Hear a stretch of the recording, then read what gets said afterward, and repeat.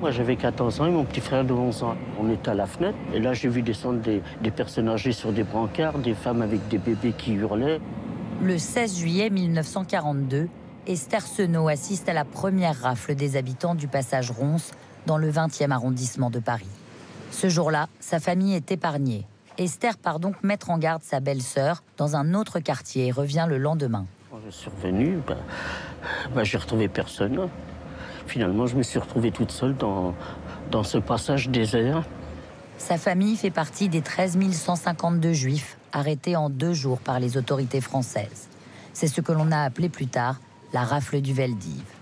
Livrée à elle-même, cette adolescente de 14 ans va devoir survivre dans une France qui bascule dans l'horreur. Jusqu'au jour où elle se fait arrêter lors d'un contrôle d'identité en 1943, 1 an après sa famille. Puis moi, j'étais presque soulagé. Je me suis dit dans ma tête, j'ai fini de traîner la galère, je vais retrouver mes parents. On peut dire que jusqu'à la dernière minute, enfin, moi, je sais pas les adultes, mais moi, je pensais que... Vous alliez retrouver vos parents. Ah oui. Elle ne les reverra pas.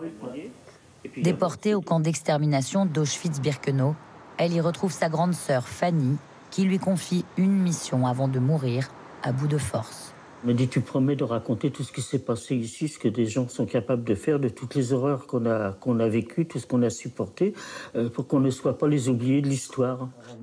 Esther est donc devenue une combattante de la mémoire. Elle écrit un livre, anime des conférences et transmet à son fils son histoire.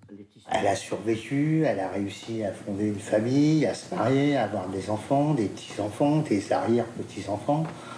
Donc je pense que la limite, c'est la revanche sur la vie. Hein. Une revanche sur la vie, mise à l'honneur par la ville de Saint-Cyprien, qui lui a donné un nom de rue. Eh bien, écoute, ça fait un drôle d'effet, parce que d'avoir le nom de sa rue de son vivant, c'est assez rare. Ce qui est dommage, c'est quand ils mettent les noms des rues, ils ne marquent pas en dessous qu'est-ce qu'on a fait, ça sert à quoi. Oui.